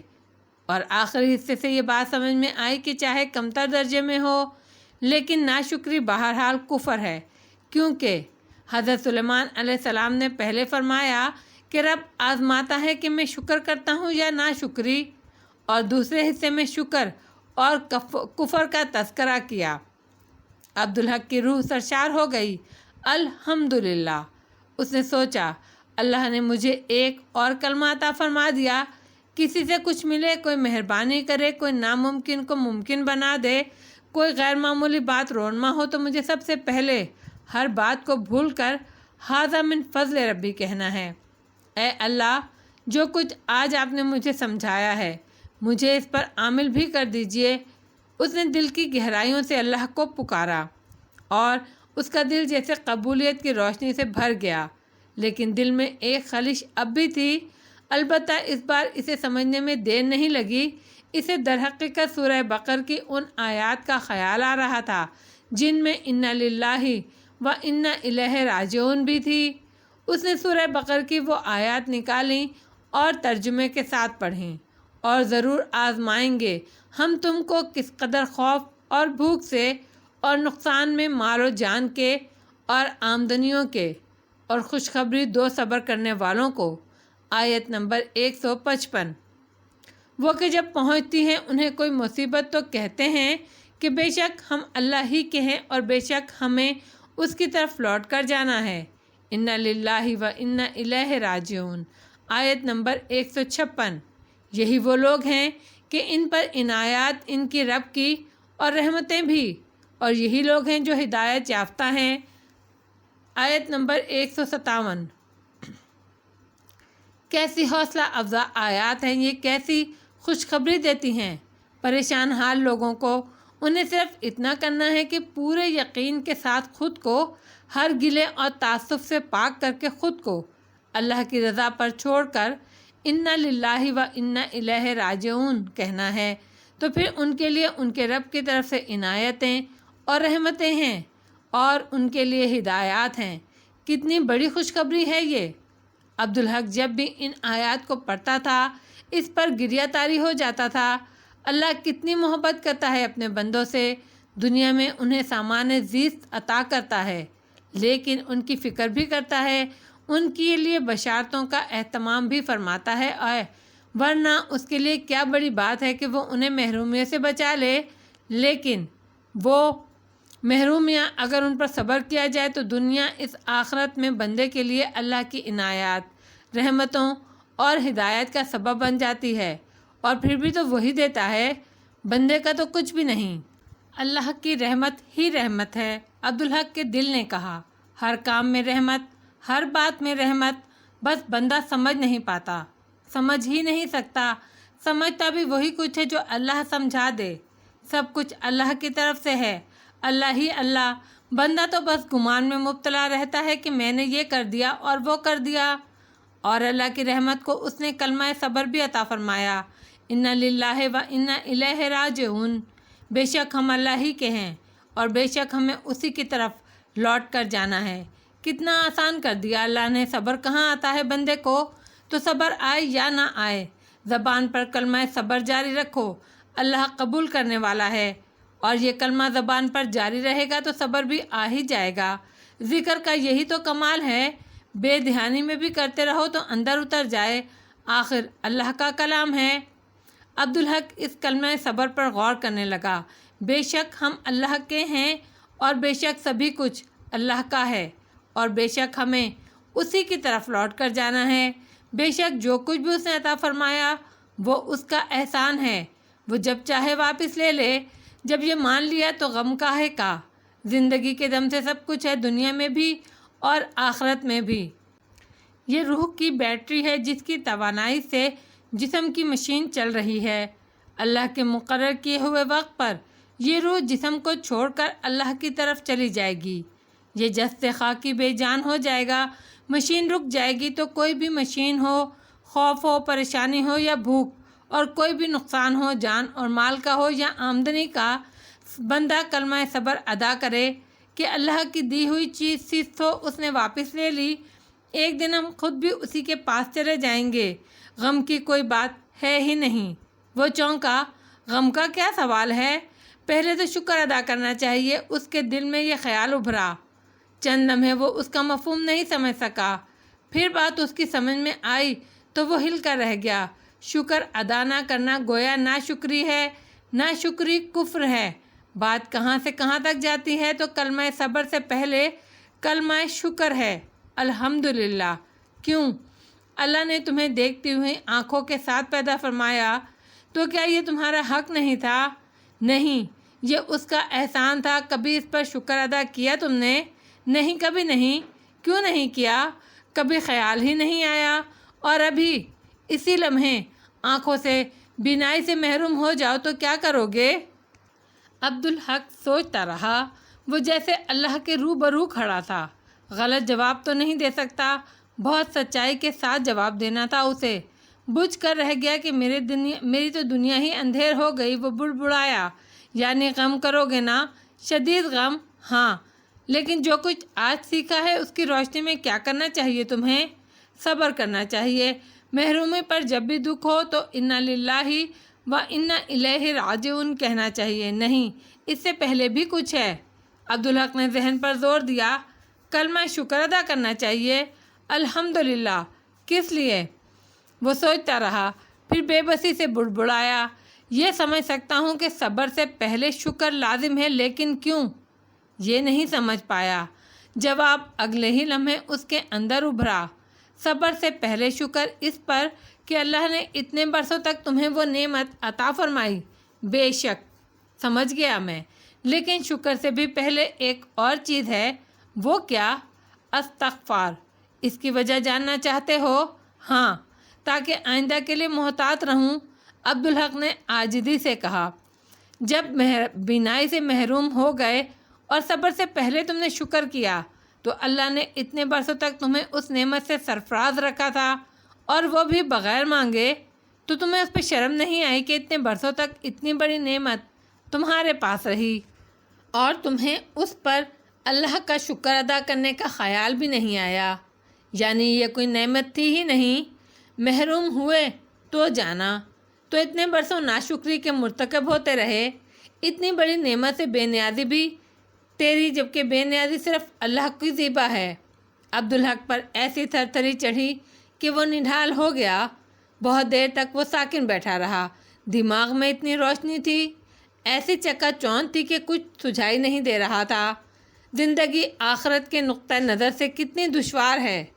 کافی دیر بعد اس نے سوچا، اللہ کی عطا کی ہوئی نعمتوں کا شمار تو ممکن ہی نہیں، شکر کیا ادا کر سکتا ہے بندہ؟ یہ تو غلط بات ہے۔ اندر کی آواز ابھری، زندگی سامنے کی نعمت ہے، اللہ نے ہدایت دی، تمہیں دین اسلام میں لایا، سامنے کی نعمت ہے۔ بصارت، سماعت، گویائی، تمام حواس، فہم، ادراک، سمجھ بوجھ، سب سامنے کی نعمتیں ہیں، پر ان کا خیال ہی نہیں آتا تمہیں۔ اور اللہ نے آخرت کے لیے زندگی کتنی آسان کر دی۔ جب کوئی نعمت یاد آئے اس پر شکر کر لو، جب کچھ اچھا ملے تو الحمدللہ اور ھذا من فضل ربی کہہ لو، جب کوئی پریشانی اور محرومی زندگی میں آئے تو انا للہ و انا الیہ راجعون کہو، اور اللہ کی ہدایات اور رحمت پا جاؤ۔ چھوٹے چھوٹے کلمے، مقبول کلمے اسی لیے تو تمہیں عطا کیے گئے۔ لا الہ الا اللہ کہو اور اس کی وحدانیت کا اعلان کر دو۔ سبحان اللہ کہو اور اس کی پاکی بیان کرو۔ اللہ اکبر کہو تو اس کی بڑائی بیان کرو۔ الحمدللہ کہو اور شکر کرو، اور ہر اچھی چیز اس کی طرف سے ہونے کا اعلان کر دو۔ انشاءاللہ کہو، معاملات اسے سونپ کر خیر اور فلاح پا جاؤ۔ ماشاءاللہ کہو اور غرور اور اطراحت سے محفوظ ہو جاؤ۔ ھذا من فضل ربی کہو اور شرک سے دور ہو جاؤ۔ اور کیا چاہیے تمہیں؟ اور کتنی آسانیاں چاہتے ہو؟ مسئلہ یہ ہے کہ انسان غفلت میں پڑا رہتا ہے، اپنی خوبیوں کو اپنا جانتا ہے اور ہر نعمت کو اپنی کسی خوبی، کسی کارکردگی اور محنت کا سبب جانتا ہے۔ عام طور پر اللہ کی نعمت کو نعمت اس وقت تک نہیں مانتا جب تک اس سے محروم نہ ہو جائے، اور کبھی کبھی تو شرمندہ ہونے کے بجائے الٹا گلے شکوے کرنے لگتا ہے۔ سب کچھ آسان ہو جائے اگر تم ہر وقت اور ہر لمحہ اپنے دل میں اللہ کو یاد رکھو، ہر کام کرتے ہوئے، ہر بات کہتے ہوئے، تو تمہیں سب کچھ اللہ سے منسوب کرنے میں آسانی رہے گی۔ غور تو کرو صرف اس کی نعمتوں پر جن کا تمہیں شعور ہے، ان کو تو بھول جاؤ جن کا تمہیں ادراک ہی نہیں۔ تو احسان مند ہو کر ہمیشہ ہر لمحہ اسے یاد کرتے رہو۔ چاہو، ارے وہ تو ایسا ہے کہ تم پر ہر وقت اس کی بات، اس کا ذکر کرنا ہے، یہاں تک کہ لوگ تمہیں دیوانہ کہنے لگیں۔ جب وہ ہر لمحہ تمہیں یاد رہے گا تو اس کی صفات بھی تمہارے ذہن میں رہیں گی، اور تمہیں پتہ چلتا رہے گا کہ کون سی نعمت ہے جو تمہیں ملی ہے، اس کی کس صفت کی مرہون منت ہے۔ تمہارے خیال تمہارا شکر ادا کرتے رہیں گے، اس کا شکر ادا کرتے رہیں گے، اور کثرت سے استغفار کرو، کیونکہ جیسے اللہ کی نعمتوں کا شمار ممکن نہیں، ویسے ہی تمہارے گناہوں کا شمار بھی ممکن نہیں ہے۔ عبدالحق کا حال ایسا تھا جیسے کسی بھکاری کو خزانہ مل گیا ہو۔ اس نے سوچا، کاش اس وقت ارجمند یہاں موجود ہوتی، ہم دونوں باتیں کرتے تو شاید کچھ اور روشنی مل جاتی۔ اس نے قرآن پاک کو چوما، سینے سے لگایا اور الماری میں رکھایا۔ اسے احساس ہوا کہ دھوپ چڑھ آئی ہے اور وہ دفتر کے لیے تیار بھی نہیں ہوا۔ وہ باتھ روم کی طرف لپک رہا تھا کہ خیال آیا، یہ تو اتوار کا دن ہے، چھٹی کا دن، تو پھر کیا فکر، ایک اہم کام کر لیا جائے۔ اس نے میز کی دراز کھول کر اپنی ڈائری نکالی، اس میں یاد کر کے یہ سب کچھ لکھنے لگا۔ وہ جانتا تھا کہ ایسی باتیں کتنی تیزی سے ذہن سے محو ہو جاتی ہیں۔ ڈائری لکھتے ہوئے اس نے سوچا موقع ملا تو یہ ارجمن کو ضرور پڑھوائے گا، اور اب وہ واپس لاہور جا رہا تھا۔ کلکٹر صاحب کی تمام صورتحال بتاتے ہوئے اس نے تبادلے کی بات کی تھی، لیکن کلکٹر صاحب بھڑک گئے۔ نہیں بھائی، تمہیں تو میں نہیں چھوڑ سکتا۔ ان کے لہجے میں قطعیت تھی۔ تمہارا متبادل تو مجھے کوئی مل ہی نہیں سکتا۔ میری مجبوری ہے جناب۔ ایسی کیا مجبوری ہے؟ یہاں بہترین علاج ہو سکتا ہے تمہاری اہلیہ کا، میں اس کی ذمہ داری لیتا ہوں۔ وہ بہت ضدی ہے جناب، اور آپریشن سے ڈری ہوئی ہے۔ اپنوں میں شاید آپریشن کروا بھی لے، یہاں ہرگز نہیں کرائے گی۔ کلکٹر صاحب سوچ میں پڑ گئے۔ بھلے آدمی تھے اور عورت کی ضد کا تجربہ رکھتے تھے۔ بالآخر وہ بولے، تبادلے کی بات بھول جاؤ، میں تمہیں 1 ہفتے کی چھٹی دے رہا ہوں۔ 1 ہفتے سے کیا ہوگا جناب؟ 6 سال سے میں نے اپنی ماں کو صورت نہیں دیکھی، پھر اپنی بیوی کو آپریشن کے لیے رضامند کرنا۔ چلو 2 ہفتے صحیح، اسے 1 دن بھی زیادہ نہیں، یہ بھی بہت کم ہے۔ تمہارے پیچھے یہاں سب کچھ چوپٹ ہو جائے گا۔ وہ بولے، نہیں بھائی، یہ ناممکن ہے۔ تو پھر میرے سامنے ایک ہی راستہ ہے جناب کہ میں استعفیٰ دے دوں۔ کلکٹر صاحب دہل گئے۔ نہیں بھائی، ایسا سوچتا بھی نہیں۔ اچھا یہ بتاؤ، کم سے کم کتنی چھٹی چاہیے تمہیں؟ عبدالحق چند لمحے سوچتا رہا۔ 1 ماہ تو ضروری ہے سر۔ کلکٹر صاحب چند لمحے ہچکچاتے رہے، پھر انہوں نے اسبات میں سر ہلایا۔ ٹھیک ہے عبدالحق، مگر توسیع نہ کرنا۔ پھر مسکرائے۔ چھٹیوں کا تو حق تمہارا بہت زیادہ کا ہے، اور تم اصرار کرو تو سرکاری طور پر بھی میں انکار نہیں کر سکتا۔ یہ تمہاری لیاقت اور لحاظ ہے کہ تم نے اپنا حق بھی عاجزی سے مانگا، لیکن تم یہ بھی جانتے ہو کہ میں بھی تمہیں چھوٹے بھائی جیسا سمجھتا ہوں، ورنہ تمہیں روکنے کی کوشش کبھی نہیں کرتا۔ یہ تو مان کی بات ہے نا؟ تمہارا شکر گزار ہوں کہ تم نے میرا مان رکھا۔ ایسی بات نہ کریں جناب، آپ میرے لیے بہت محترم ہیں۔ میں شرمندہ ہوں کہ میں نے استعفے کی بات کی۔ میں کبھی نہیں کرتا جناب، لیکن دل بہت پریشان ہے۔ اہلیہ کی اس بیماری کی وجہ سے تو کبھی اماں سے ملنے نہیں جا سکا۔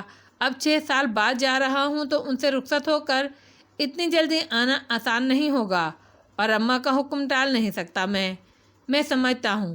تو بس یہ 1 ماہ تمہارا ہوا۔ شکریہ جناب۔ عبدالحق نے گھر آ کر نور بانو کو خبر سنائی۔ طے یہ پایا کہ بغیر بتائے لاہور پہنچ جائیں گے اور سب کو سرپرائز دیں گے۔ 4 دن ہے روانگی میں، کل سب کے لیے تحفے خرید لیں گے بازار سے، نور بانو نے کہا۔ وہ بھی خوش نظر آ رہی تھی۔ عبدالحق نے یعقوب سے بات کی کہ اسے یہی رہنا ہے تو اس کی آنکھیں پھٹ گئیں۔ ایلون سر، اس عالم میں بھی وہ انگریزی جھاڑنا نہیں بھولا۔ کیوں؟ آپ کو ڈر لگے گا؟ عبدالحق نے چھیڑنے والے انداز میں کہا۔ سر، آپ جانے سے پہلے میری میرج کرا دیجئے۔ یعقوب نے جھجکتے ہوئے کہا۔ ارے 4 دن بعد میں جا رہا ہوں، شادی کوئی ایسے ہوتی ہے؟ میرج میں تو 1 گھنٹہ بھی نہیں لگتا سر۔ عبدالحق نے متجسس نظروں سے اسے دیکھا۔ کوئی پسند کر رکھی ہے کیا؟ یس سر، ایک ونڈو ہے، 4 بچے بھی ہیں اس کے، بے سہارا ہے، میرا خیال رکھے گی، میں اسے سہارا دوں گا۔ یہ ونڈو کیا بلا ہے مسٹر جیکب؟ آپ اردو اسپیکنگ لوگ شاید اسے بیوہ کہتے ہیں، یعقوب نے بے حد سنجیدگی سے کہا۔ عبدالحق کو ہنسی آ گئی۔ اوہ، ہم جاہل لوگ انگریزی میں اسے وڈو کہتے ہیں، آپ نے اسے کھڑکی بنا دیا۔ ونڈو لفظوں میں کیا رکھا ہے سر، اصل چیز ہے کام۔ رہتی کہاں ہے وہ؟ یہ ریلوے کالونی کے ساتھ کچی بستی ہے نا سر، وہاں رہتی ہے۔ اور کب شادی کرنا چاہتے ہیں آپ؟ ابھی چلیے سر۔ تو ٹھیک ہے، آج شام کو تمہاری شادی ہے، میں ابھی تمہاری میم صاحب سے بات کرتا ہوں۔ آج میں دفتر عارف بھائی کے ساتھ چلا جاؤں گا، تم میم صاحب کے ساتھ جانا، وہ تمہاری دلہن کے لیے زیور اور کپڑے اور تمہارے لیے لباس خرید دیں گی، ٹھیک ہے؟ تھینک ٹو سر۔ یعقوب نے کھٹ سے ایڑیاں بجا کر اسے سلوٹ کیا۔ نور بانو بھی شاید بہت خوش تھی۔ عبدالحق نے اسے پیسے دیے۔ اس نے یعقوب کے ساتھ جا کر بہت خوش دلی سے بہت اچھی خریداری کی۔ پھر وہ یعقوب کے ساتھ اس عورت کے گھر گئی اور تمام معاملات طے کر آئی۔ شام کو یعقوب کی شادی ہو گئی۔ عبدالحق اور نور بانو کے علاوہ عارف اور اس کی فیملی اس میں شریک تھیں۔ اگلے روز عبدالحق نے ٹرین کی نشستیں بک کرا لی۔ نور بانو ہوائی جہاز کے سفر پر آمادہ نہیں ہوئی تھی۔ دوپہر کا وقت تھا۔ رابعہ اپنے کمرے میں تھی اور حمیدہ اپنے کمرے میں۔ ارجمن لاؤنج میں بیٹھی ایک کتاب پڑھ رہی تھی کہ ساجد آندھی طوفان کی طرح لاؤنج میں داخل ہوا۔ اس کے دونوں ہاتھوں میں سوٹ کیس تھے، چہرہ تمتما رہا تھا، دانت نکلے ہوئے تھے۔ ارجمن کو دیکھ کر وہ ہر احتیاط بھول گیا۔ چھوٹی چاچی، چھوٹی چاچی، چاچا آ گئے۔ ارجمن کو چھوٹی چاچی کے سوا کچھ بھی سنائی نہیں دیا۔ آگے کی بات تو اس کے شعور تک پہنچی ہی نہیں۔ ساجد نے اتنی بلند آواز میں اسے چھوٹی چاچی کہا تھا، اور وہ بھی لگاتار 2 بار، کہ وہ بوکھلا گئی۔ یہ آواز تو پورے گھر میں گونجی ہوگی، سب نے سن لی ہوگی۔ اس نے آنکھیں نکالی اور ساجد کو گھورتے ہوئے تنبیہی لہجے میں کہا، یہ کیا بدتمیزی ہے ساجد، میں نے کتنی بار سمجھایا ہے تمہیں؟ وہ دبی دبی آواز میں بولی کہ بات صرف ساجد تک پہنچے۔ ساجد اس کی بات سمجھ بھی نہیں سکا۔ میں سچ کہہ رہا ہوں چھوٹی۔ ارجمن نے سخت لہجے میں اس کی بات کاٹ دی۔ میری بات کیوں نہیں سنتے ساجد، کوئی سن لے تو؟ اس بار ساجد کی سمجھ میں بات آ گئی۔ میں یہ کہہ رہا ہوں کہ چچا آ گئے ہیں، اس نے کہا۔ ارجمن اس بار بھی اس نے سنا اور اس کے ہاتھوں میں سوٹ کیس کو بھی دیکھا۔ وہ ایک دم اٹھ کر کھڑی ہوئی، گود میں رکھی کتاب نیچے گر گئی۔ آغا جی آ گئے؟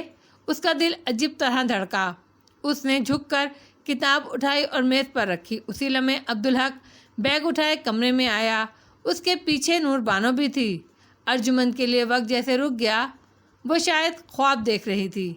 رابعہ کا کمرہ اندر کی طرف تھا، اس تک ساجد کی آواز پہنچی ہی نہیں، لیکن حمیدہ نے وہ آواز صاف سنی۔ البتہ اس کے ساتھ معاملہ ارجمن کے برعکس ہوا۔ چھوٹی چاچی کی پکار اس کے ذہن کو چھو کر گزری ضرور، لیکن شعور تک نہیں پہنچی۔ آگے کی بات اس پر حاوی آ گئی۔ چچا آ گئے؟ عبدالحق آ گیا؟ کیا سچ مچ؟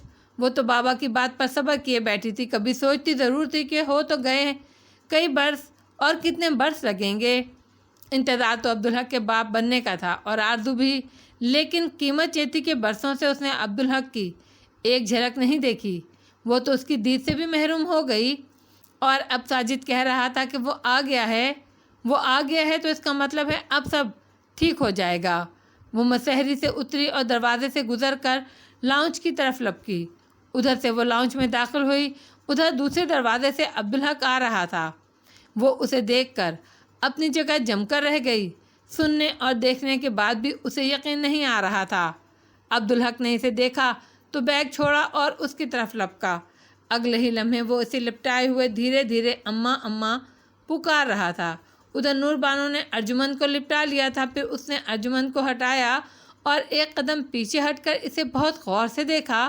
ماشاء اللہ، اس کے دل نے بے ساختہ کہا۔ سچ یہ تھا کہ اس کی گلنار بہت حسین تھی، لیکن ارجمن کے ساتھ کھڑا کر دیا جاتا تو وہ بھی بجھ جاتی، اور وہ بڑی ہو گئی تھی، اس کو دیکھنے کی خوشی دو چند ہو گئی تھی۔ عبدالحق حمیدہ کو تکے جا رہا تھا۔ حمیدہ کی آنکھیں بند تھیں، ہونٹ ہل رہے تھے۔ عبدالحق نے کان لگا کر سنا، وہ کہہ رہی تھی، تیرا شکر ہے ربا، تیرا شکر ہے۔ خود عبدالحق نے بھی اللہ کا شکر ادا کیا کہ وہ حمیدہ کو جیسا چھوڑ کر گیا تھا وہ ویسی ہی ہے، ورنہ وہ بہت ڈرتا تھا کہ وہ اور بوڑھی ہو گئی ہوگی۔ آنکھیں تو کھولو اماں۔ حمیدہ اس وقت نظر اتارنے کی دعا پڑھ رہی تھی۔ اس نے آنکھیں کھولیں اور اس کے سینے پر دم کیا۔ اللہ تیرا شکر ہے، وہ بڑبڑائی۔ اماں میں شرمندہ ہوں کہ اتنے برس سب اللہ کی طرف سے ہے پتر، اور اچھا ہی ہوتا ہے۔ حمیدہ نے اس کی بات کاٹ دی۔ تیرا اس میں کیا قصور؟ آؤ اماں اب بیٹھ جاؤ، تھک گئی ہوگی۔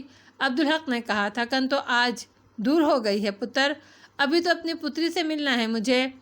وہ عبدالحق کو چھوڑ کر نور بانو کی طرف بڑھی۔ نور بانو اس سے نظریں چرا رہی تھی۔ حمیدہ نے اسے دیکھا تو اپنی بدگمانیوں پر شرمندہ ہو گئی۔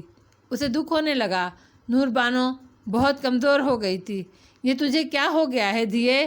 اس نے بڑی محبت سے کہا، کتنی کمزور ہو گئی ہے تو؟ یہ سننا تھا کہ نور بانو پھوٹ پھوٹ کر رونے لگی۔ وہ کئی طرح کے آنسو تھے جو گھل مل کر اس کی آنکھوں سے بہہ رہے تھے۔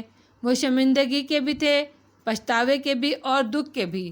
اب وہ سوچ رہی تھی کہ یہاں سے دور جا کر اس نے کیا پایا؟ تنہائی، خوف، زبردستی کی پالی ہوئی بیماری، جو اب سچ مچ بیماری بن گئی تھی، ایسی کہ اسے چیر پھاڑ کے لیے کہا جا رہا تھا۔ حمیدہ نے اسے گلے سے لگا لیا۔ تو فکر نہ کر دیے، سب ٹھیک ہو جائے گا، تیری ضرورت یہ ہے کہ میں تیرا خیال رکھوں۔ نور بانو کے آنسو اور بڑھ گئے۔ عبدالحق اب ارجمن کے سامنے کھڑا تھا۔ تم کیسی ہو ارجمن؟ اس نے ابھی تک اسے نظر بھر کر نہیں دیکھا۔ الحمدللہ آغا جی، میں ٹھیک ہوں۔ عبدالحق چونکا۔ یہ تو کوئی اجنبی آواز ہے، اس نے سوچا۔ ایسی کھنکتی ہوئی روح میں اتر جانے والی چھیڑ چھاڑ کرتی ہوئی آواز تو نہیں تھی اس کی۔ اس نے نظریں اٹھا کر اسے دیکھا اور دیکھتے کا دیکھتا رہ گیا۔ ایسا حسن، ایسی رنگت اور ایسا قد و قامت، اس کا سر اس کے کاندھے کو چھو رہا تھا۔ ارجمن کی نظریں جھکی ہوئی تھیں اور عبدالحق کے لیے نگاہیں جھکانا آسان نہیں رہا۔ نہ وہ حسن پرست تھا، نہ ہی ابو الحوث، لیکن پہلی بار اسے حسن کی طاقت کا احساس ہو رہا تھا۔ اطمینان کی بات بس یہ تھی کہ دل میں کوئی برا خیال نہیں تھا۔ تمہاری پڑھائی کیسی چل رہی ہے ارجمن؟ اس نے گڑبڑا کر پوچھا۔ جی سب ٹھیک ہے۔ میٹرک تو تم نے کر لیا ہوگا؟ ارجمن دھیرے سے ہنسی۔ میں 4th ایئر میں ہوں آغا جی۔ اس بار اس کے لہجے میں شوخی تھی۔ عبدالحق بوکھلا گیا۔ ارے ہاں، اتنے برس بیت گئے۔ آپ سے ایک شکایت کروں؟ شکایت؟ عبدالحق اور گھبرا گیا۔ ہاں کہو نا۔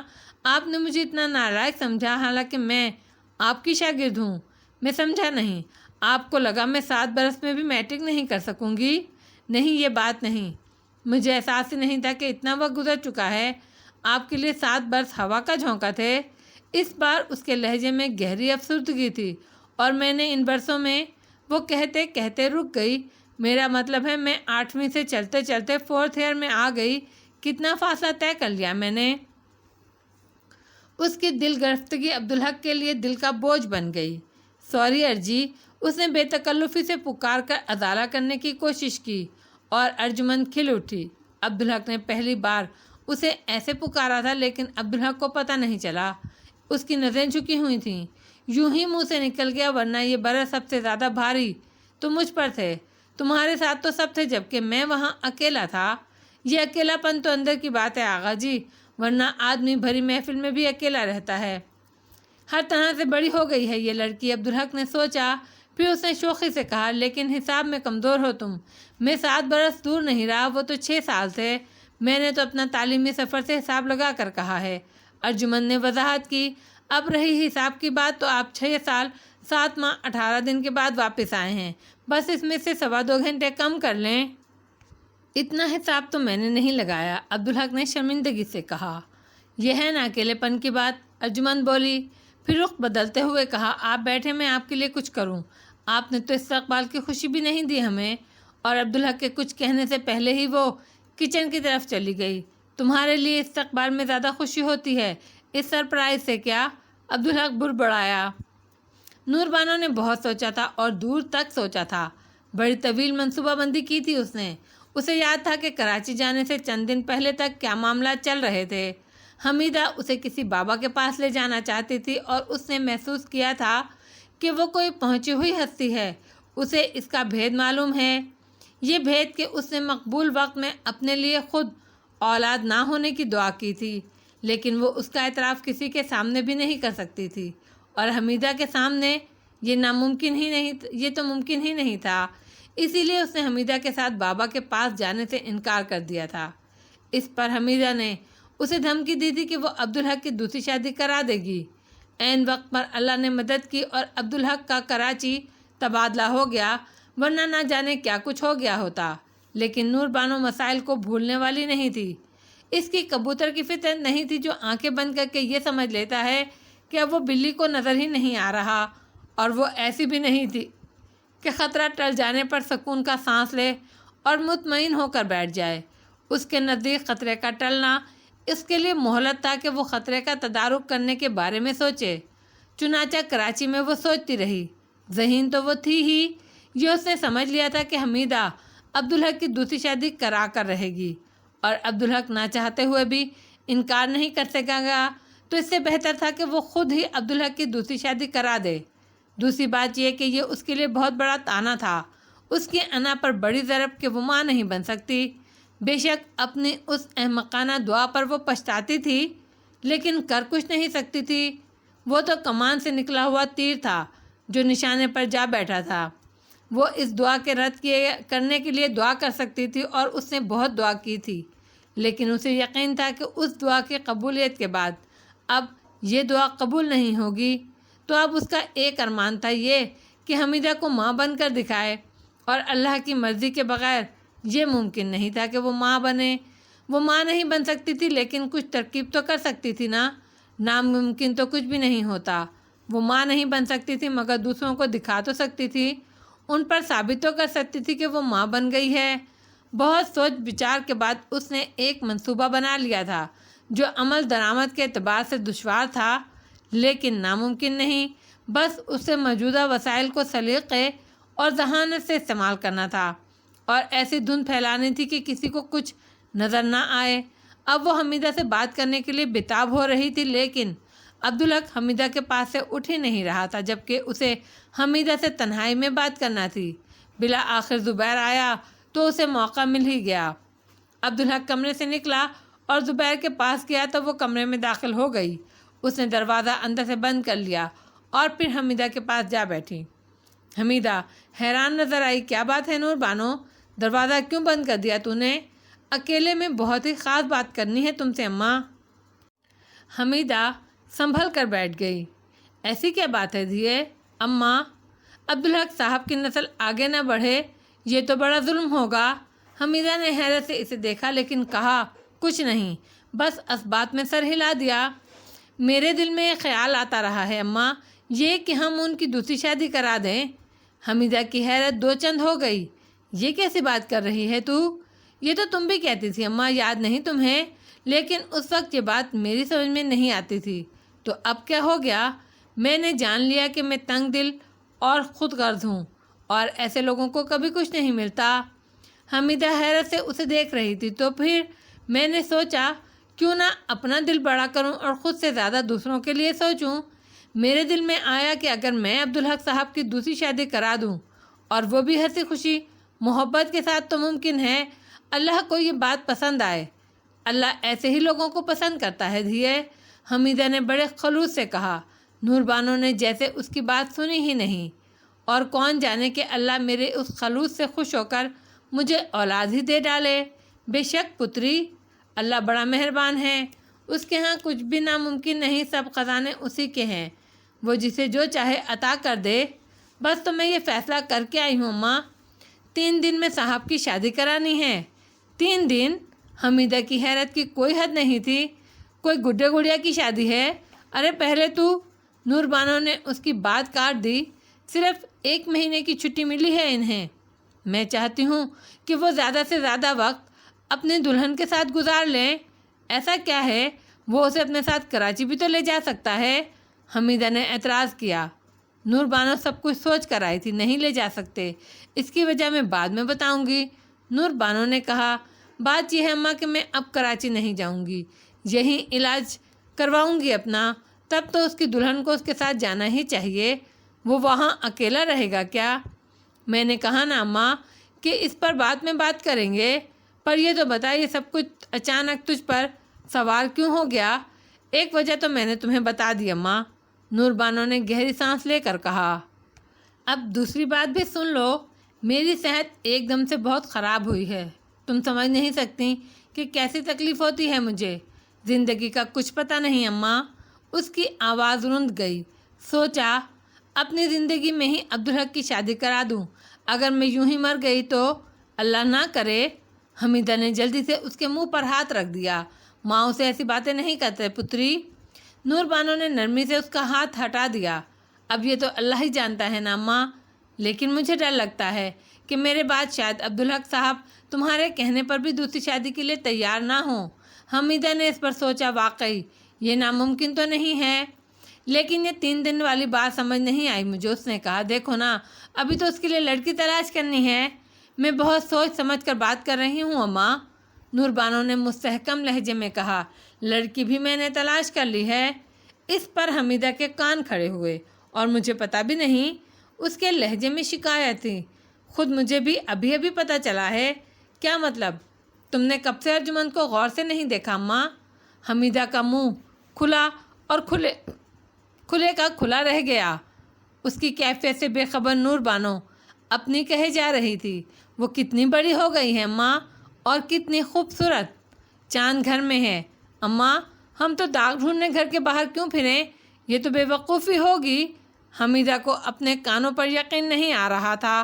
خواب اس کا اور تعبیر دینے والی نور بانو اب بولو ماں، ایسے میں 3 دن کم تو نہیں ہوتے؟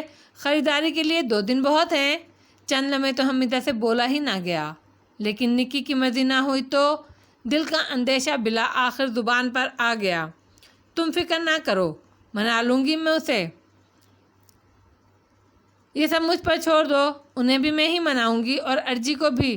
بس تم تیاری کرو شادی کی، کل صبح میں تمہیں پکی خوشخبری سناؤں گی، پھر رابعہ آپا سے بھی بات کر لینا اور گاؤں بھی فون کر دینا، زرینہ کو، مسعود چچا کو بھی۔